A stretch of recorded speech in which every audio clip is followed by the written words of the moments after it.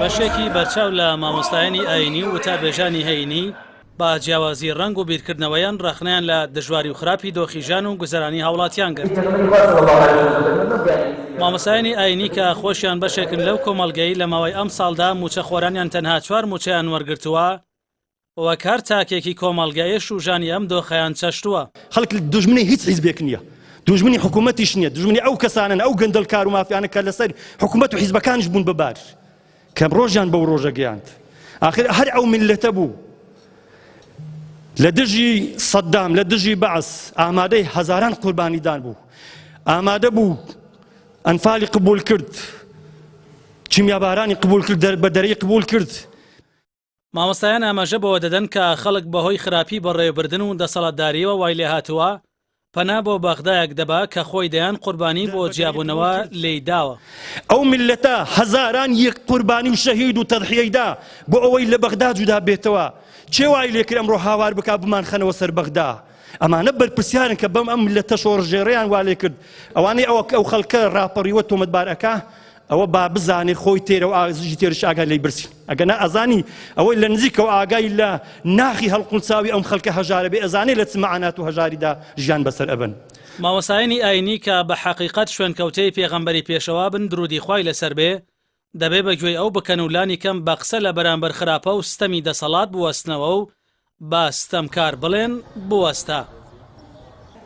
پێغەمبەری خوا عەلەیهی سەڵات وەسەلام فەرمێ نەک تەنانەت مافی ئینسانەکان ئەوەی کە زوڵم و ستەمی کردووە وەردەگیرێتەوە، تەنانەت مافی حەیوانێکی بێشاخ، حەیوانێکە شاخی لێپەرژین بە لە ڕووی جەنابتان، لە ڕۆژی قیامەتە لەو حەیوانە شاخدارە دەسەندرێتەوە کە قۆچی داوە لێ و ئەزیەتی داوە.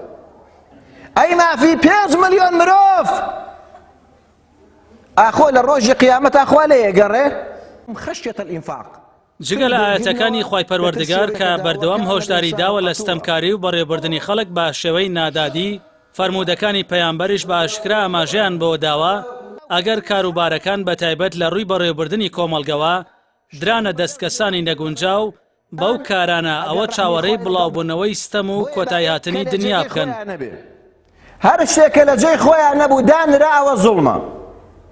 بۆ نمونە کەسێ دکتۆر نەبێ بکرێ بە دکتۆر، کەسێ مامۆستا نەبێ بکرێ بە مامۆستا، کەسێ بە کەوچی ئەوە نەیە 4 بزن بدەیتە لای بەڵام شەعبێ بدەیتە دەستی. هەر کاتێ ئەم شتە ڕوویدا ئەو کاتە زوڵم پەیدا دەبێ. مامۆستایەکی دیکە لە بەشێکی وتارەکەیدا لە ژێرناوی چۆن لە ستەم ڕزگارمان دەبێت باس لە دۆخی ئەمڕۆی هەرێمی کوردستان دەکات کە خەڵک ستەمی لێ دەکرێ. ڕوودانی گۆڕانکاریش بە گۆڕینی تاکەکان خۆیانەوە دەبەستێتەوە.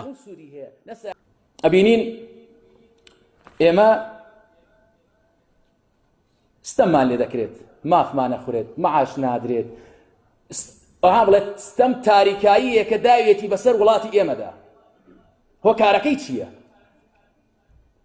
غەڵەتەکە لەکوێوەیە؟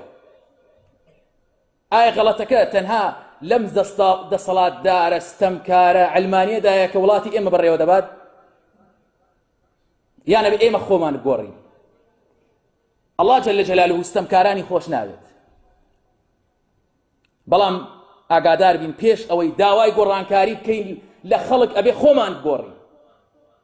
ئاگادارکردنەوەی کۆمەڵانی خەڵک بۆ دەسەڵاتداران بە تایبەت ئاگادارکردنەوەی مامۆستایانی ئاینی و توێژە دەستەبژێرەکان لە پەرۆشیەوەیە.